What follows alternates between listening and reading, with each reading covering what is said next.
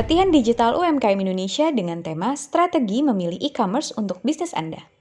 Temukan strategi memilih channel e-commerce yang tepat dan sesuai dengan lokasi usaha, fokus bisnis, dan target pasar, serta target konsumen. Simak strategi dan diskusinya di sesi ini.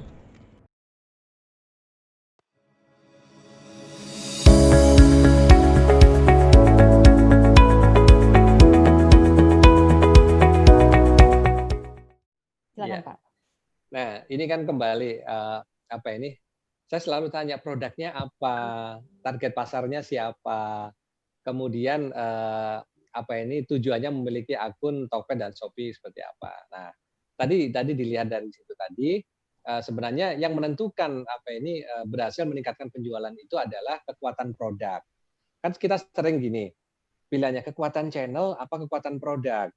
Kekuatan channel itu kalau channelnya pas, dia bisa naik. Tapi kalau produknya, itu pun syaratkan produk yang bagus. Yang bagus adalah produknya pas dengan channelnya. Nah, saya punya, akun Tokped, apakah memiliki semua akun Tokped? Tidak perlu, tidak perlu. Nah, apa ini, yang perlu adalah, Anda tahu, kira-kira, eee, channel apa yang memang betul-betul itu, apa ini, pas dengan apa ini, produk Anda, pas dengan target pasar Anda. Nah, ini saya nggak tahu nih, Bu Ingrid ini, pasarnya lokal apa nasional, ya, seperti itu. Nah, ini, hanya pertanyaan, soal platform ya, padahal saya katakan dari tadi, platform tidak menjamin kesuksesan, e-commerce, masih banyak hal yang perlu dipikirkan, seperti itu.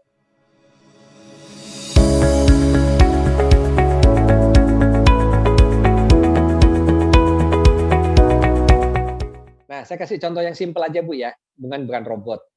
Kain batik, Bu, kain batik ya, heeh, kain batik atau, teman-teman kita yang produsen kain ya, batik tulis, nah itu kan sering dicontek, Bu, ya, sering dicontek. Oke. Nah sekarang gini, kita harus memisahkan dulu antara channel jualan sama produk, ya. E-commerce sebenarnya hanya channel jualan, ya. E-commerce betul-betul, apa ini, di situ menyampaikan bahwa Anda harus menjual, produk dengan kebenaran informasi dan lain-lain. Nah, kebenaran informasi itu bisa gini, misalkan saya jualan sepatu, sepatu palsu, nah seperti itu. Eee, E-commerce sudah jelas-jelas tidak boleh menjual sepatu-sepatu, palsu ya, seperti itu. Nah, tapi kalaupun ada yang menjual, itu kalau apa ini, digugat oleh pemilik merek, tentu e-commerce akan menurunkan, kayak gitu. Karena, e-commerce pun sudah berusaha melakukan verifikasi dengan banyak cara, baik teknis maupun non teknis untuk bisa membatasi hal seperti itu. Nah, itu yang sepatu, artinya pemilik merek bisa seperti ini. Jadi kita pisahkan, Bu, antara antara tempat jualan sama produk dan hakinya. Nah, kemudian kain. Nah, kain ini yang paling sering selalu saya dapat pertanyaan.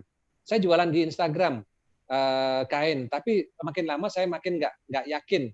Karena apa? Karena, kain saya sering ditiru, motif-motif saya sering ditiru. Ini bagaimana cara menciptakan hakinya? Oke. Nah, jadi Instagram-nya salah? Enggak, Bu, Instagram-nya nggak salah. E-commerce-nya juga nggak salah. Nah, yang salah adalah proses kita untuk mendapatkan hak untuk hakinya itu kan sekarang masih belum gampang, Bu, ya. Nah, seperti itu. Andaikan ada proses yang sangat mudah untuk satu, penghargaan haki bagi para pencipta, itu dan kemudian itu bisa dipatenkan atau diapapun lah dengan mudah. Nah, itu tentunya si pemilik atau pencipta itu punya hak untuk menuntut ketika suatu saat ada persepsi peniruan. Nah, ini kan di luar, ranah dari industri e-commerce sendiri. E-commerce kan hanya channel, jualannya, seperti itu. Tapi, proses seperti itu. Nah, makanya saya menjawab seperti ini, selama memang, prosedur dan mekanisme untuk, masalah haki ini, belum semudah yang bisa apa ini, diberikan mungkin oleh pemerintah kali ya, seperti itu, ya, kita tetap harus harus ini aja tetap mencari cara bagaimana, eee, kita masih masih bisa apa ini, memanfaatkan e-commerce dengan optimal, tapi dari sisi haki juga kita bisa melindungi produk-produk kita. Itu yang apa ini, yang selalu saya bisa berikan. Jadi tidak bisa memberikan e-commerce tidak bisa memberikan garansi lebih, Bu, ya, ketika kita bicara proses haki. Nah, tapi itu sudah apa ini, sudah sering kalau di industri e-commerce kita, khususnya untuk barang-barang yang, apa ini, palsu seperti itu. Nah, itu tetap diusahakan baik melalui prosedur teknis maupun non teknis bagaimana, penyalahgunaan merek seperti itu bisa diminimalisir untuk dia memanfaatkan platform e-commerce. Itu yang sudah dilakukan seperti itu. Terima kasih. Oke, semoga menjawab ya Ibu.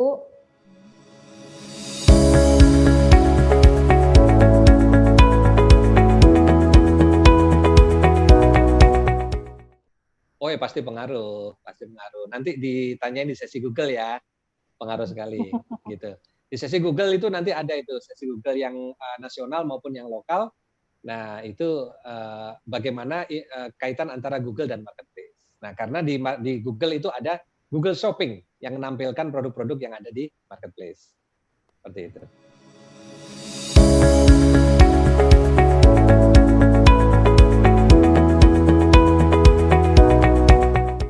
Jawab ya, belum ada, bukan tidak ada, belum ada yang gaungnya sampai luar negeri itu kuat. E-commerce kita masih nasional, ya.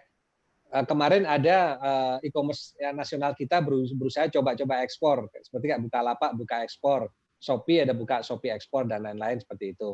Tapi kalau ke luar negerinya sampai seperti Alibaba, ya kita belum ada. Makanya teman-teman yang ekspor sekarang masih sulit mencari channel untuk menjual. Nggak usah jauh-jauh, Pak. Jual ke Malaysia, ke Singapura aja masih sulit. Lebih baik malah pakai website sendiri ya.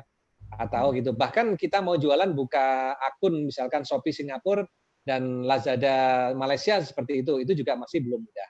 Nah, seperti itu. Jadi dari sisi platform seperti itu. Tapi pertanyaan saya sebenarnya yang mendasar bukan platform. Apa produk yang kita punya yang mampu bersaing dengan produk-produk sejenis di pasar Singapura, Malaysia atau bahkan ke luar negeri. Pertanyaannya lebih banyak ke keunggulan produk, ya daya saing produk. Karena kalau daya saing produknya kuat, kekuatan produk, itu kita nggak perlu nunggu ada e-commerce nasional yang punya gaung ke luar negeri, itu kita bisa jualan melalui website sendiri, melalui sosial media, atau melalui website-website global seperti Alibaba dan lain-lain itu bisa. Jadi jangan nunggu ada platform ada. Tapi kalau kita sudah yakin ada produk yang kita punya kekuatan daya saing global, itu sebenarnya pilih platform apa aja, bahkan website sendiri pun sudah bisa menjual. Nggak usah nunggu platform e-commerce nasional untuk menjual dan punya gaung di pasar global. Karena setiap e-commerce punya visi masing-masing ya Pak. Nah, sebagian besar masih visinya adalah nasional.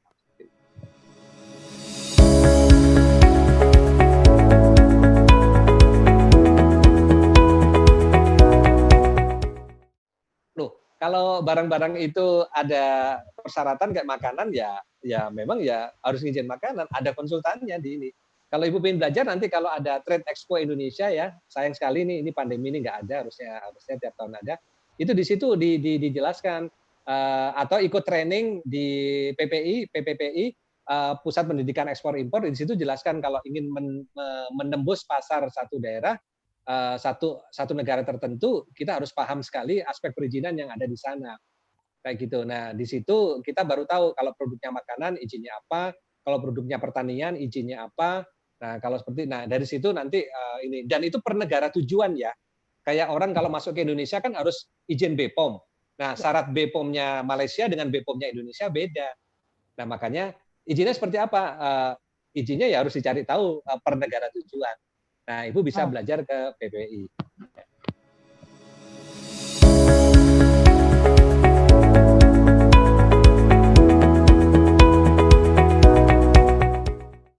Oke, apa untung dan ruginya bisnis e-commerce? Waduh, untungnya banyak Pak, untungnya banyak sekali. Ruginya saya malah nggak tahu, ya karena saya selalu memikirkan untungnya.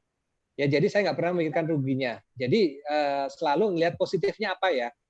Dan apa yang membuat kita rugi sudah kita minimalisir. Jadi saya lebih banyak kalau positifnya lebih besar, mendingan kita mikirin untungnya aja. Nah, terus bagaimana manajemen sistem marketingnya? Waduh, itu dibahas lengkap Pak. Nanti di sesi nomor 32 ya, marketing, digital marketing, bulan November itu full dibahas, ada dari sesi 32 sampai sesi 48 itu membahas manajemen dan sistem marketing e-commerce. Nah, Bapak perlu belajar di sana ya. Jadi kalau saya menjelaskan di sini itu mewakili 15 sesi lebih. Gitu. Ya, yang pasti banyak untungnya, Pak. Yang pasti banyak untungnya. Ya kalau kita melihat dari sisi peluang dan efisiensi inovasi yang diciptakan oleh e-commerce gitu. Jadi tidak perlu dilihat ruginya, ya seperti itu. Betul. Bagaimana kita memanfaatkannya sebenarnya, Pak ya? Ya.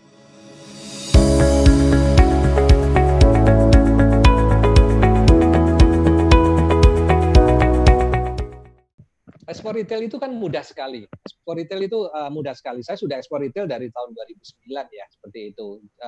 Ke Hong Kong, ke Taiwan, ke Malaysia, Singapura seperti itu.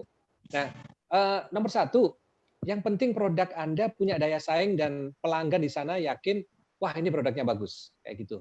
Nah, teman-teman yang sudah berhasil seperti itu tinggal ekspor retail. Nah, ekspor retail itu apa sih kendalanya? Cuma satu, Anda menemukan logistik paling murah kirim keluar dari Indonesia. Kalau posisi daerah biasanya perlu 2 kali kirim ke Jakarta dulu ke jasa importer atau pakai pos retail pun sudah bisa. Nah, cari yang termurah itu yang ada seninya. Makanya sering tanya-tanya, kalau kirim ke Malaysia paling murah pakai apa? Kalau kirim ke Singapura paling murah pakai apa? Kirim ke Taiwan paling murah pakai apa? Kirim ke Hong Kong paling murah pakai apa? Seperti itu. Nah, produk-produk kita itu sebenarnya banyak sekali yang diekspor retail ke negara-negara ASEAN ya, seperti itu. Jadi tinggal mulai saja seperti itu. Nah, yang kedua, akses pembayaran. Pembayaran ini belum ada solusi yang cukup ini ya, yang cukup ini. Nah, sekarang makanya cara pembayaran paling mudah ya tetap dari PayPal, kemudian dari Payoneer, kemudian dari yang lain. Teman-teman internet marketer itu lebih tahu ya. Sekarang metode pembayaran yang baru-baru itu seperti apa. Nah, cara yang paling gampang kan sebenarnya kan dari Malaysia ngirim ke Indonesia seperti apa sih paling gampang pembayarannya? Nah, seperti itu. Nah, kalau Ibu sudah berhasil ya menjual, nanti ketemunya masalah logistik dan pembayaran. Nah, tapi sekali itu jadi gini, yang penting jualan dulu. Yang penting jualan dulu, jangan takut nggak ngerti cara ngirim dan cara bayar. Ya, yang penting jualan dulu. Nah, setelah jualan nanti pasti akan tahu cara ngirim yang paling murah, pasti akan menemukan cara bayar yang paling murah dari luar ke dalam Indonesia. Nanti juga pasti tahu angka-angkanya. Oh, kalau saya pakai PayPal nanti saya rugi sekian nih, sehingga nanti next-nya untuk pengiriman luar harganya lebih mahal seperti itu.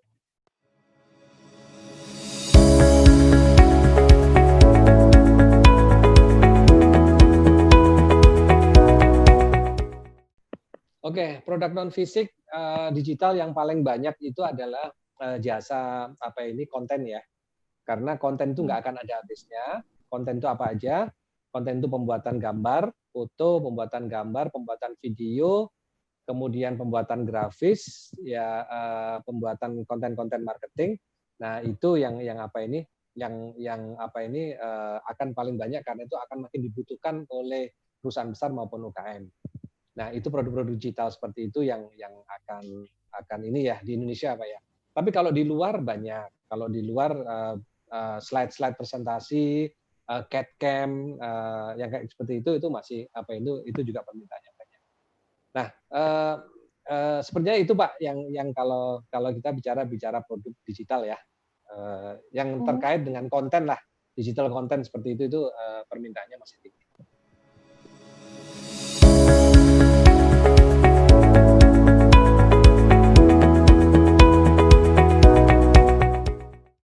Ya, oke. Sederhana, Ibu pasti punya struktur harga. Satu harga retail, yang kedua harga reseller, ya sampai ketemu HPP-nya. Jadi idealnya kita punya harga eceran tertinggi Bu, harga retail. Jadi di retail itu positioning kan, harga itu kan sebenarnya positioning. Nah, tentukan aja harga retail, kemudian harga diskon pelanggan reseller sampai harga reseller sampai harga distributor seperti itu. Nah, dibuat berjenjang.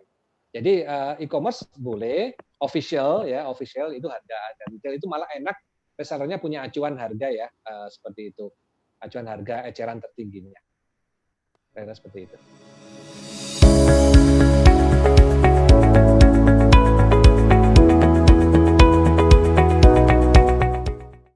kalau dari sesi materi yang kemarin yang kita ini kan ya, dari pelatihan ini, satu, bikin foto yang bagus pasti dong Bu ya. Bikin foto yang bagus itu harus ini produknya harus fotonya yang bagus. Yang kedua sosial medianya harus dikelola. Nah, gimana cara aktivasi sosial media? 5 sesi kemarin sudah diajarin cara aktivasi Facebook, Instagram, sampai WA Business, sampai Google Businessku. Nah, sebenarnya 5 sesi yang kedua, mulai dari brand dikenal di internet, Google Businessku, Facebook, Instagram, sampai WA Business, itu adalah prasyarat dasar merek Anda ditancapkan di internet. Jadi seakan-akan menancapkan papan nama digital di internet. Jadi Google Businessku, Facebook, Instagram, ya, kemudian WhatsApp ya, WhatsApp Business. Nah itu bagaikan kita membangun fondasi merek kita di awal. Nah, agar dikenal produk lokal di daerah tersebut, makan organ. Nah, yang kedua setelah itu Ibu onboarding di e-commerce, boleh di website sendiri, ya, boleh di website sendiri. Di landing page boleh, atau di e-commerce yang cukup dikenal di daerah itu, tidak jauh-jauh ya dari e-commerce nasional seperti itu. Nah, harus ada di situ supaya kalau dicari di marketplace ketemu, kalau dicari di Facebook ketemu, cari di Instagram ketemu, cari di peta Google ketemu, cari di pencarian Google ketemu. Nah, itu syarat dasar dulu itu. Nah, setelah itu baru besok kalau ada di waktu digital marketing, Ibu mulai harus belajar bagaimana memarketingkan produk ini secara lokal, ya. Kan ada iklan di IG lokal, iklan di Facebook untuk lokal, Google untuk lokal, itu ada semuanya caranya. Nah, jadi kalau Ibu ngikutin dari sesi awal sampai sesi marketing, itu untuk menguasai lokal itu sebenarnya sudah ada jawabannya nanti di situ, ya. Membranding secara lokal produk lokal kita yang memperbaiki daerah tersebut, gitu. Nah, setelah itu nanti ada advance lebih tingkat lagi ya, membentuk konten-konten lokal yang terkait dengan produk Subang, ya, seperti contohnya orang membranding kota Subang dengan beras organik dari Subang. Nah, ini bagaimana caranya Ibu bisa mencontoh teman-teman yang sudah berhasil mengkombinasikan antara oleh-oleh khas kota itu dengan brand di kota itu. Nah, seperti Bandung dengan produk oleh-oleh dari Bandung. Nah, seperti itu nanti caranya. Itu yang lebih advance ya, karena itu yang lebih harus membuat konten. Tapi yang basic sebenarnya bisa diikutin di acara sesi ini yang kemarin, kemudian selanjutnya setelah ini sama yang nextnya nanti yang digital marketing untuk local business seperti itu.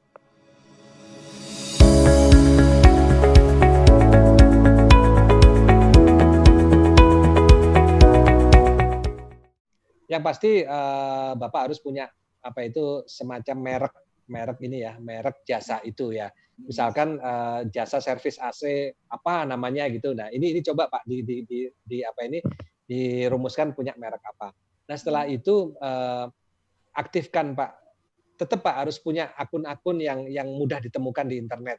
Contohnya Facebook page, kemudian akun Instagram, punya WA Business, memang khusus untuk itu ya. Nah, kemudian bikin website sendiri, Pak. Bikin website sendiri. Simpel aja, Pak. Satu halaman aja websitenya. Spesialisasinya di mana, pengalamannya di mana, portfolionya di mana, spesifikasi teknisnya apa saja. Nah, begitu udah bikin website, kalau di marketplace-nya marketplace jasa, Pak. Tapi marketplace jasa yang seperti ini, tidak banyak ya.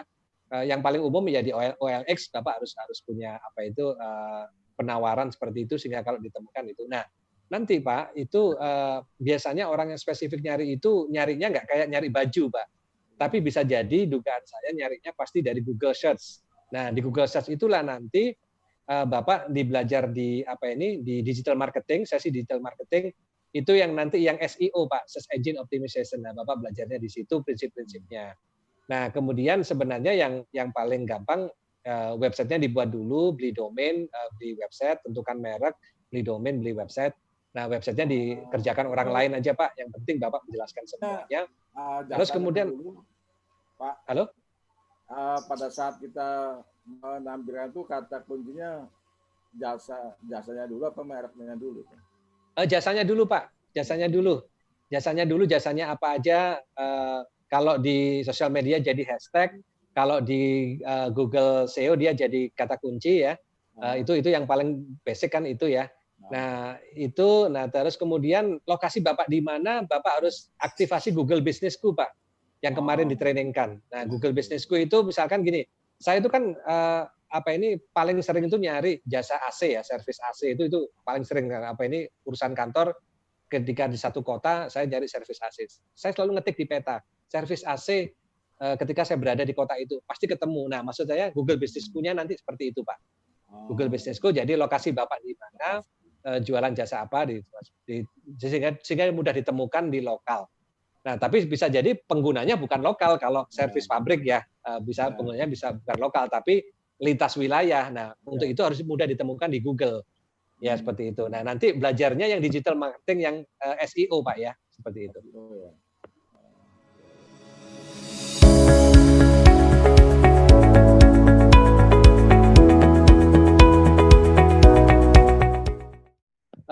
Jadi gini ya, yang penting nomor satu gini, kita itu karena saking mudahnya melihat di internet, melihat kompetitor kita, seakan-akan market size itu kecil.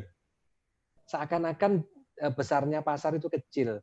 Karena apa? Karena begitu mudahnya pelanggan melihat dan begitu mudahnya kita melihat kompetitor.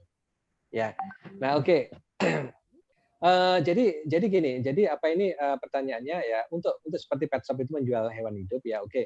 Pasti performa foto produk ya, mau jualan mau melalui IG, Facebook maupun marketplace dan lain-lain, itu tetap ditempuh ya. Nah, cuman bagaimana kita bisa bersaing? Nomor satu, Anda berada di kota mana dan apakah Anda sudah pernah mencoba mengeksersis atau menghitung potensi pengguna dengan interest pet shop itu di kota itu seberapa besar? Itu yang pertama. Nah, kalau sudah, kompetitor itu sebenarnya menjangkau pasar lewat apa? Itu yang paling penting. Jangan-jangan masih banyak potensi yang belum dijangkau oleh kompetitor, juga termasuk Anda sendiri. Seperti itu. Karena apa? Karena market size itu kadang-kadang terlihat sempit kalau kita lihat kompetitor, apalagi lihatnya online dengan begitu gampang. Waduh, dia produknya sama gitu kan. Jangan-jangan kita nggak bisa bersaing. Padahal di dunia offline sebelum ada online, orang jualan produk yang sama saja, ya itu tetap laku semuanya. Karena apa? Karena market size-nya jauh lebih besar daripada supply-nya. Tapi karena gara-gara online, orang selalu melihat seakan-akan market size-nya itu kecil, seakan-akan supply-nya berlimpah karena kemudahan melihat. Padahal sebenarnya banyak market size yang lain yang mungkin belum dijangkau baik oleh kompetitor maupun oleh kita sendiri. Nah, saran saya tidak terlalu pertanyaannya sebelum kita tahu potensinya dan sebelum kita pernah melakukan usaha untuk menjangkau market size yang sedemikian luas, saya rasa untuk bermanuver supaya tidak terlalu kompetisi, itu saya rasa itu tahap kedua. Tahap pertama ya market size-nya dihitung dulu, dioptimasi dulu, betul-betul benar nggak kita sudah menjangkau market size ini sampai habis, istilahnya seperti itu. Nah, kalau sudah itu, saya rasa ternyata memang ini kompetisinya ketat, baru kita pindah mencari manuver yang supaya tidak bentrokan dengan kompetitor yang sudah ada, seperti itu. Kalau menurut saya tahapannya seperti itu ya. Nah, jangan-jangan ini karena kita sering lihat kompetitor jadinya market size-nya sempit, padahal sebenarnya di sebelah sana masih luas sekali. Cuman kita nengoknya ke kompetitor terus. Nah, nengoknya ke masa depan ya Pak, move on.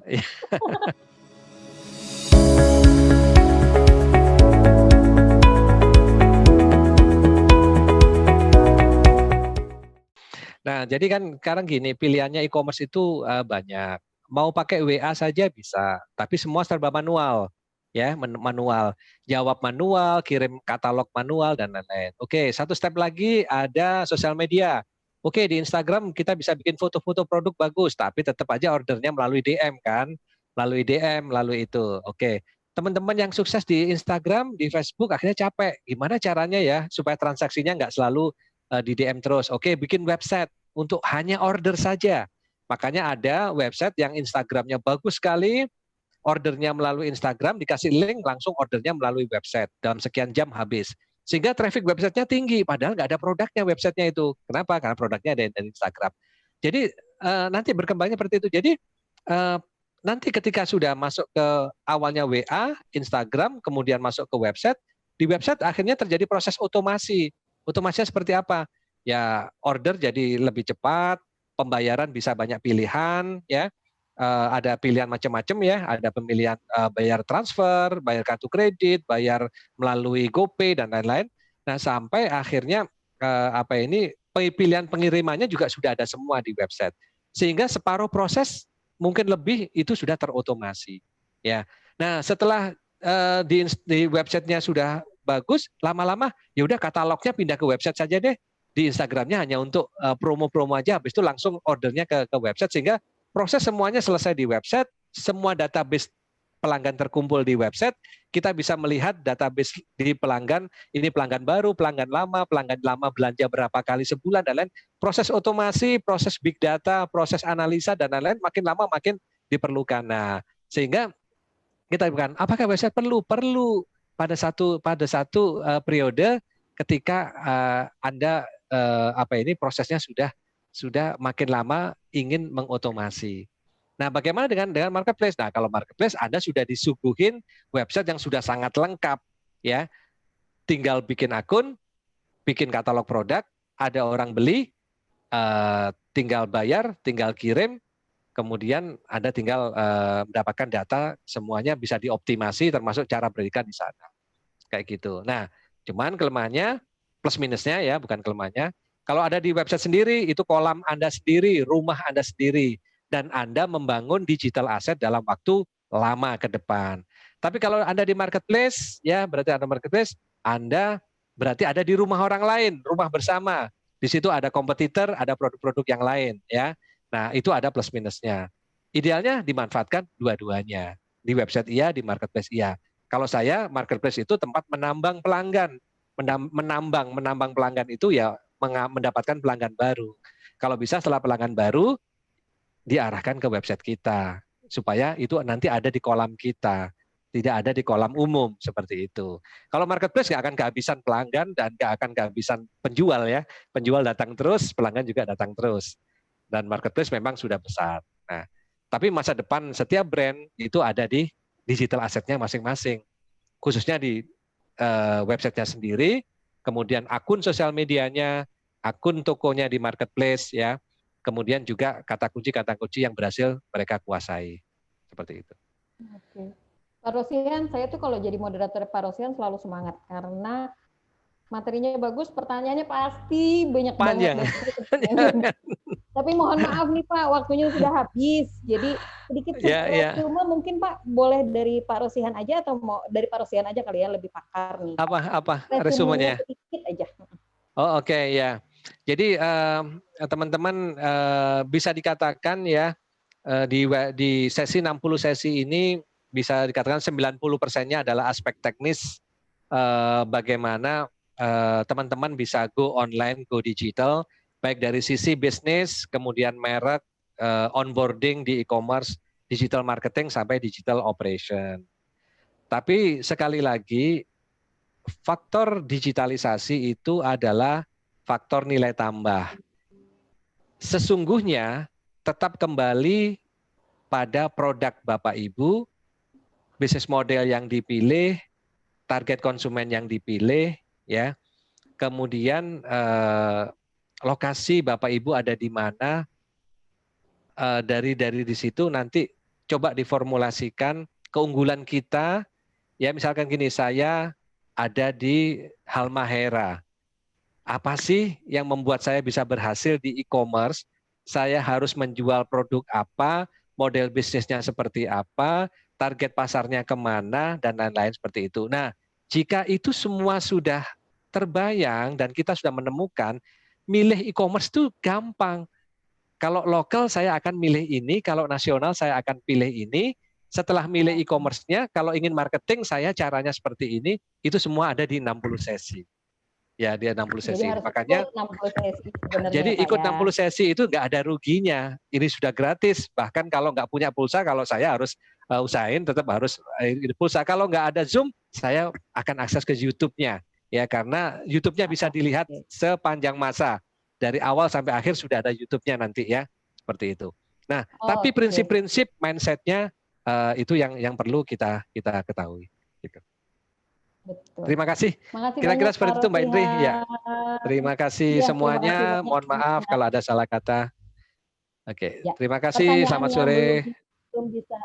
Pertanyaan yang belum bisa dijawab Pak Rosihan di kesempatan hari ini. Nanti di Telegram ya. Bapak Ibu tanyakan besok ya. Besok ada sesi konsultasi di grup Telegram, betul Pak Ya, Rosihan. Terima kasih semuanya. Selamat sore. Assalamualaikum warahmatullahi wabarakatuh.